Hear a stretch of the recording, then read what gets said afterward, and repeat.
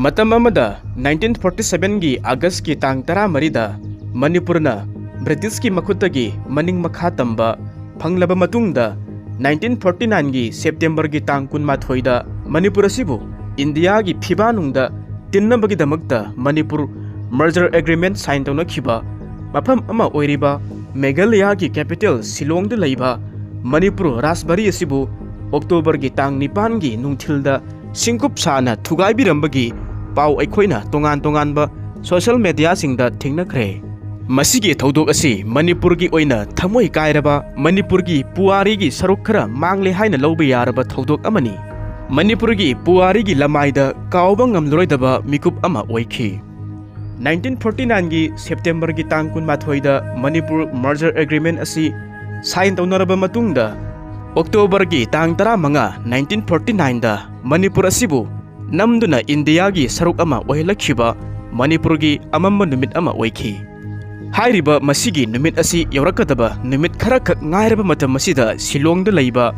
Manipur gi puari ga sagon naraklaba RAJBARI asibu Thugairamkhibani Manipur gi itihas ka yamna mari leinaba Shillong gi Manipur RAJBARI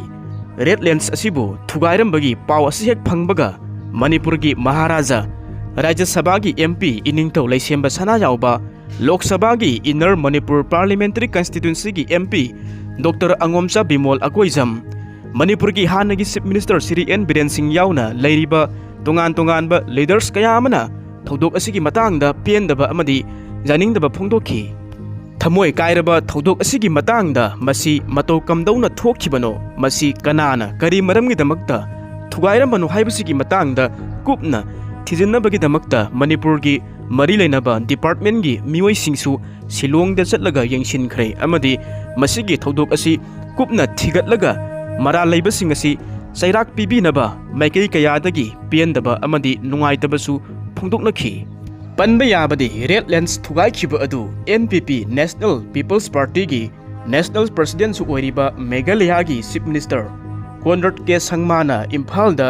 leiringai manungda thokhibani haukiba tang 10 da Hotel Classic Grande Chingmeirongda pangthokhiba paugi mifam amada paumishingna Manipur RAJBARI Thugaikhiba gi matangda hangmada Meghalaya gi chief minister Conrad K Sangmana haikibada Manipur gi RAJBARI Thugaikhiba adugi matangda mahak karigumba amata khangba leite mahaki leingakna RAJBARI adu thugainaba ayaba pikhibasu leite Manipur RAJBARI thugaire haibasi mahakna tang 10 da khangmani hairi hek khangbaga mahaki leingaki official singa telephone da wari sanabada RAJBARI adu thugainamagi matangda Meghalaya leingaki maikaidagi ayaba pikhibasu leite hairi thugaibagi thabak aduda Meghalaya leingaki agency singnasu amata yauba leite hainasu phongdokhiba leikhi ningsingba yabadi Manipurna India da tinkhibagi ngasi phawba sayetnaraga leiriba asida merger agreement adu Shillong gi Manipur RAJBARI asida sign tawnakhibani merger agreement adu matam adugi Manipur gi ningthau Maharaja Buddha Chandra Singhna Manipur gi mahut sinduna amasung Government of India gi advisor BP Menanna India leingaki mahut silaga 1949 gi September gi tang 12 da sign tawnakhi Manipur gi ningthau Maharaja Buddha Chandra Singhna merger agreement da sign tawkhibagi matangda tongan-tonganba narrative kaya amasu leiri masi mayamasigi manungjanna iningthau Maharaja Buddha Chandra Singhbu Shillong da kauraga namduna merger agreement da sign tawhankhibani haibani singba wari kaya amasu leiri iningthau Maharaja Buddha Chandra Singh amasung Government of India gi advisor BP Menon makhoi ani sina sign tawnakhiba merger agreement adugi matung inna Manipurna ing 1949 gi October gi tang 15 dagi India gi saruk ama oihankhibani matawasum tawna ningsingba yabadi Manipur asina India gi saruk hek oikhibadagi masigi matung tarakpada matam sangna Manipur asi yamna hanthaba thakta party state ama oiraga lakhi amasung masigi matungda union territory oina leiraba matungda haujikna state ama oina leiribasini aduga Manipurna India gi state ama oina leirakkhibasina 1972 gi January gi tang 12 dagini mapung phaba state ama oihanbinaba political party sing yauna miyamna makhal makha kaya gi khongjang kaya ama changsilaba matungda Manipurna the Northeastern Areas Organization Act 1971 gi makhada India gi mapung phaba state ama oirakkhibani hairiba ek adugi makhada Manipur amasung Tripura bu mapung phaba state ama oihanbaga iroinana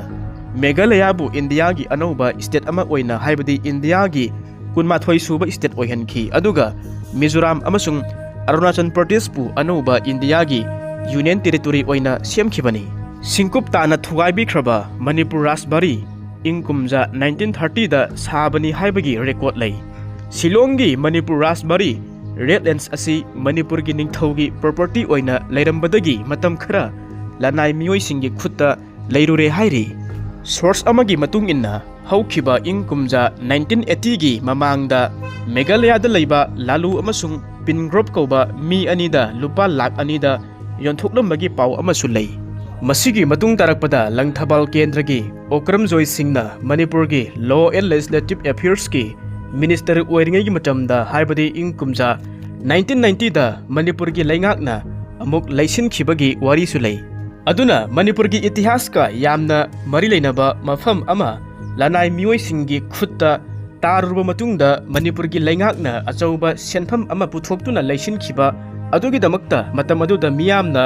Manipur gi laingakpu maru oina Okram Joy Singhbu miyamna thagatna khibagi wari su lei loinana mafam asi the Manipur Ancient and Historical Monuments and Archaeological Sites and Remains Act 1976 ki makhada matam chupaki oina ngak senduna thamlagani haina asa taunakhi adubu ingkumja 2021 phawbadi Manipur gi laingakna karigumba makhal amatagi oiba semgat sagatpagi thabak amata paikhat khide adubu haujikti DPR haibadi detailed project reports asi semgat sagatnabagi damakta thabaksing paikhatpa horakpani hairi DPR adu NEC haibadi Northeastern Council na yengsilaba matungda ingkumja 2023 da ayaba pikhibani project asigi maru oiba component sing asina RAJBARI gi building adu reconstruction tauba amasung restoration taubani sumjaraba yumbi sing amasung nong yusinmana maram oiraga henna phibam asi sokchin khraba building gi saruk kaya ama reconstruction tauba amasung restoration taunaba sidokpa horakhibani hairi hauzik laingak ki maikaidagidi hairibasi sahi marifu helaba building asi matam chana semjin khochinba amata tawkhidaba amasung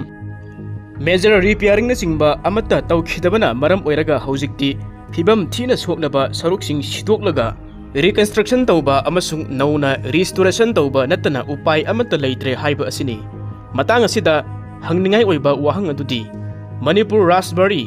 Redlands asi Manipur gi laingakna leisilaba matungda asuk koiba matam asi hanna yengdana leirakhiba adu kari maramgino haiba asini panba yabadi Manipur RAJBARI asi amuk hanna semgat sagatnabagi damakta thabaksing chatharagani haibadagi Shillongda leiba meitai macha singna Manipur da laktuna mari leinaba loisang kaya amagi makok thongba official singa unaduna hanadagi leiraklaba RAJBARI gi saktam asi kaihandana amasung thugaidana semgat sagat piu haina haijagi basu laikhi wafam asiga mari leinana warol sing iba serol kaya ama fauba pisin khibasu laikhi adubu haukhiba tha asigi tang ahumda RAJBARI asigi mathak kupliba ariba matamgi jinga sing phaktukpa horakhi adu moinamak RAJBARI asi sahi yamnaklabanina amuk hanna masigi saktam masi kai handana semgat sagatnaba thabak kaya ama paikhalakani haina khanakhi hai adubu yamna thajadaba mawongda tha asigi tarik nipanda yasanglapa matamda RAJBARI asi singkup sana yankhaiduna thugaibiramani haiba asini Redlands ki RAJBARI asi semgat sagatnabagi damakta art and culture loisangna thaudang asi launaba sinarakpani hairi adubu loisang asigi makhada semgat sagatgadaba oiba taragasu loisang asida thabaksing asigi senpham amata changlakpa nate hairi PDA da loina khusinabani supalli saurakna lupa karor aniga lakh 38 khara henbagi senpham sing oigani hai nakalamromda Shillongda leiba meitei singna phongdokhibagi matung inadi tha asigi tang nipanda nong yamna kanna suba matamda RAJBARI asi thugairamani hairi RAJBARI asi hanadagi sidokpa khara hore haibasidi makhoisu khangi hai adubu makhoigi wakhalda masi semjinba oiramgadra haina khallubani adubu khanghaudana nong marakta thugairamani hairi hanadagi hauna Redlands asibu senariba nupa adugi maming aduna achan kawi hai mahak asi Manipur ki laingakna tolop piraga masibu sinanabagidamagta thamba caretaker ni hairi aduna makhoi gi wakhalda chatharagliba thawong asi loina thugairaga nauna amuk sagalakadabasu mali haina palli panba yabadi mamangdasu Manipur gi governor amadi art and culture gi loisang asigi commissioner ga unabasu laiki hairi masigi maramdi makhoida redlands amasung RAJBARI asigi matangda khangdaba kaya ama yaurambadagini hai RAJBARI asigi matangda thabak asi paikhatringaida yamna section na honabiu amasung masi thugaiba yankhaiba asi tobiganu haina haijarambasu laiki hai masigi maramdi mafam asi historical amasung archaeological survey of India gi matung ina heritage site ama oina sakhang biu haina su taksilambasu laiki hai nakalamaromdasu Meghalaya gi oina di state asigi heritage act 2012 ki manungda challaga lakli hairi aduga Thugairamkhiba asigi matangdasu Meghalaya laingakta pau pikre hai mataw asum tawna thodok asigi matangda wari likhul sing asi khangnabagidamagta Manipur lengakki makok thongba official gi mioi sing amadi atopa leaders kaya amana Shillongda chatlaga thodok asigi matangda thigatpa haukhre makoi yengshillibani hojik kanna mapangal kallaba khulai matik chana pairaba British matamgi khonglai matungina India amasung Burma asi thadokpada Manipur su pali tarammi aduna matamaduda Manipur asi ningtamle haina haraunaba hauki masigi matung tarakpada Manipur State Council lingle interim sarkar semle masigi mamangda August ki tang 13 da matamadugi Governor General oiriba Mountbatten ga pau phaunarga India da soidana tinnabagidamagta poram ama jatkhi hai masigi matung inna instrument of accession haiba policy ama haudoktuna Manipur gi iningtho Maharaj Buddhachandra da chithi ama tharaktuna nimitu maktada tungda kari akaiba lakadage tholakadage haiba asi khana haudana sign tawthokhi masina India da punmada khumang chausinba haibudu thokhi adumoinamak defense foreign affairs amasung communication ahum masinatana ataidi state na ningtamna sijinai haina palli Manipur masagi ningtamba laibak ama oiduna amadi democracy gi makaida khong thangjinba hauki masigi matung tarakpada ingkumja 1948 ki June gi tang 13 amadi July gi tang 28 tangkak ani thokna Manipur State Assembly gi ahanba vote hadanaki mikhal pangthokhi aduga 1948 ki October gi tang 19 da Assembly asi lingduna Maharaja Buddhachandrana ningthaugi power khudimak asi thadoklaga state ki head oina leikhi mataw asum tawna Manipur State Assembly asi lingduna mantri mandol kaya ama semduna maning makha tamba leibak ama oina palakpa adu Manipur Congress Party na India da pungadabani haina Imphal amadi tampaki mafam kaya amada irang hauba haurakhi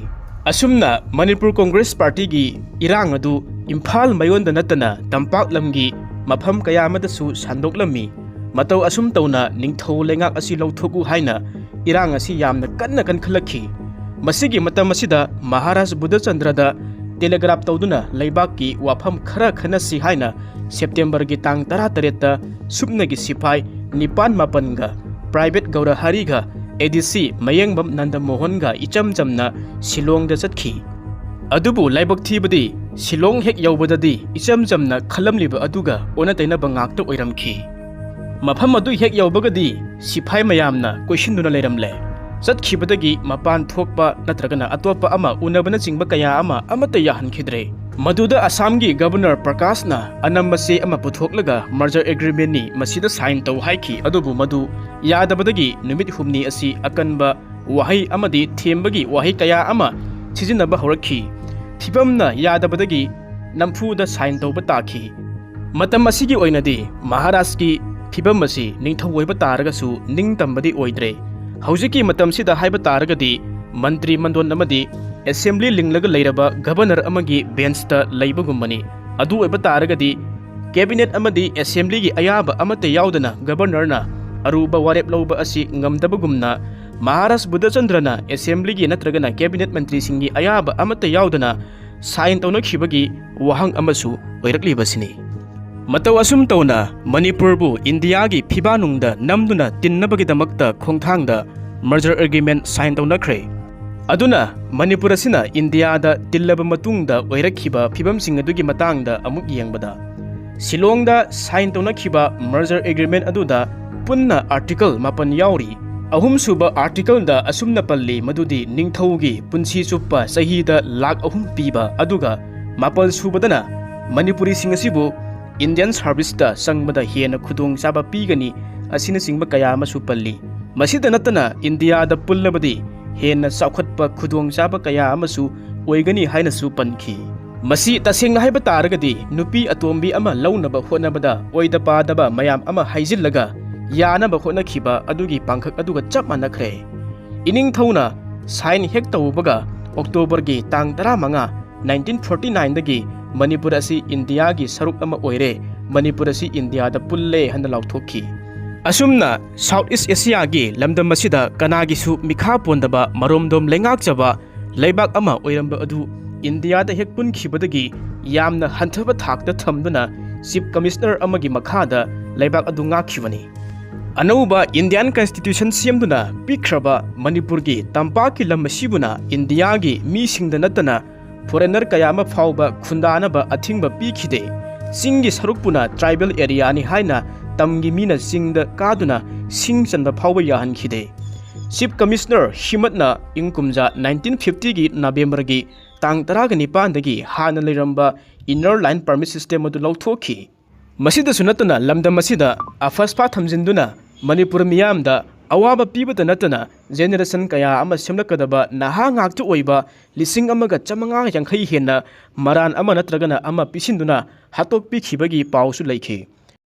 masigi matung tarakpada 1960 da Land Revenue Act 1960 asi pass tawduna amukka henna inot haptuna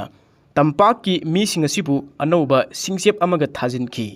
maiteina leibak asi tekta kaidana mana pibagi mahutta laingakta senmitlonda dharamada phurup kunthraga tarukki manungda maiteina mamaida utangbi ama oina leibagumna tawki masini Manipurna British tagi maning makha tamlaba matungda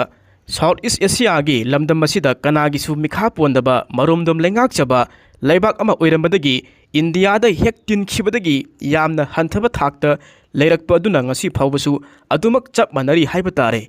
1949 gi September gi tang 12 da merger agreement sign tawna